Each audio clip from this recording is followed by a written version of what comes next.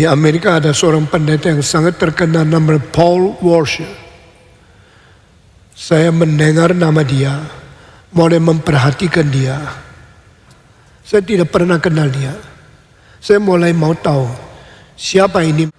Kalau you dengar khotbahnya baru tahu dia salah seorang pendeta yang paling setia dan paling tegas, paling berani menegur dosa. Dan salah seorang pendeta yang paling diperkenan oleh Tuhan di dalam zaman ini. Saya mulai mencari lalu mendengar.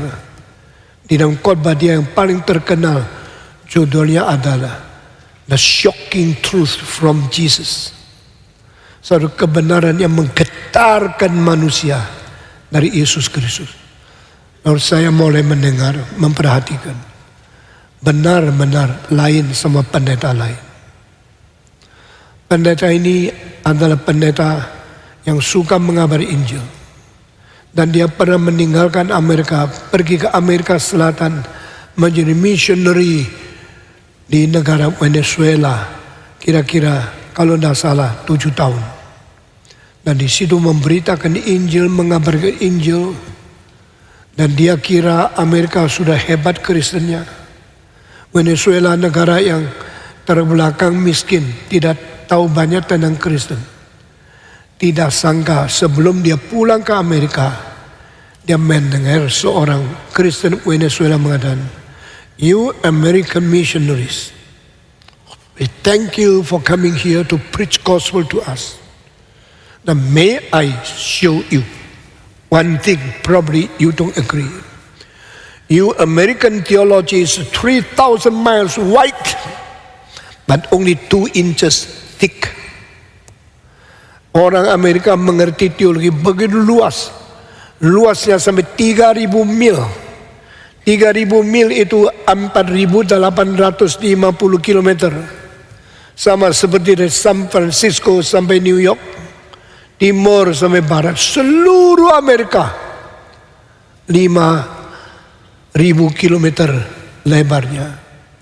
Teologi orang Amerika seluas itu. Tapi setebal cuma 2 inci. 2 inci kira-kira 5 senti. Amerika have nothing profound. Nothing deep. Nothing abundant in understanding the word of God. Dia kaget. Ternyata orang dunia ketiga. Orang negara biasa. Bukan menghormati Amerika di dalam segala hal. Mereka melihat Amerika mengerti firman Tuhan terlalu dangkal. Tetapi selain reform, pendeta-pendeta mega church, pendeta-pendeta biasa, khotbahnya 15 menit, baca kitab, bicara sedikit, tutup, lalu nyanyi-nyanyi, kelihatannya seperti kekristenan besar, anggota banyak, gerejanya gede, gedungnya tinggi, kaya. Paul Washer mendengar kalimat kritikan dari orang Kristen di Amerika Selatan itu. Dia kaget sekali. Dan dia mengatakan satu hal yang lebih mengkagetkan seluruh dunia. Dia sudah menjadi pendeta 13 tahun. Baru tahu istrinya belum diselamatkan. Kalau di gereja Reform Injili di sini, pendeta-pendeta mengaku nyonyanya belum diselamatkan. Apa perasaanmu? Saudara-saudara, pada tahun ke-13 dia menjadi pendeta. Dia meragukan istrinya. Dia sangat cinta istri, sangat cinta anak. Dan dia mulai tanya, "Hani, bolehkah saya mengetahui engkau benar-benar tahu, benar-benar yakin engkau sudah diselamatkan oleh pengampunan Yesus Kristus tidak?" Istrinya menjawab, "Saya kurang jelas, saya kabur." Maka orang yang menginjili ke seluruh dunia sekarang mulai menginjili istrinya yang dia sudah setubuhi, sudah nikahi 13 tahun. Dengan kalimat-kalimat yang dangkal.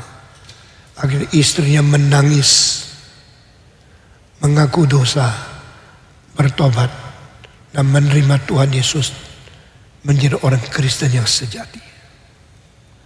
Ini bukan terjadi pada orang biasa, terjadi pada pendeta besar, menjadi para hamba Tuhan yang sungguh-sungguh mencintai Tuhan, mengenal Kristus, yang memberitakan Injil. Akhirnya Injil dan keselamatan tiba ke dalam rumah dia sendiri. Paul Washoe akhirnya khotbahnya didengar di seluruh dunia. Saya ke Hong Kong, orang mendengarkan khotbahnya. Saya ke Taiwan, orang mendengar dari YouTube khotbahnya. Saya ke Amerika, banyak orang mengenal khotbahnya. Yang sangat menggugat dan membangun iman orang Kristen di seluruh dunia. Maka pada tahun 2017, saya undang dia datang ke Jakarta, ikut menjadi pengkhotbah di dalam Reformasi 500. Tetapi 2 bulan sebelum itu saya ketemu dia di satu negara di Asia Tenggara. Dia berkata, saya sakit dan dokter tidak mengizinkan saya naik kapal terbang dari Amerika langsung ke Indonesia. Maka ini kali saya tidak jadi datang. Sehingga sampai hari ini dia tidak pernah datang. Dan dia mengatakan, shocking truth is you do not know who will be accepted by Jesus Christ and who will be rejected by Him when He come again in the second coming. Pada waktu Kristus datang kembali di dunia ini, engkau tidak tahu siapa akan diterima ke dalam kerajaan Allah, siapa akan ditolak tidak boleh masuk. Itulah menakutkan dunia.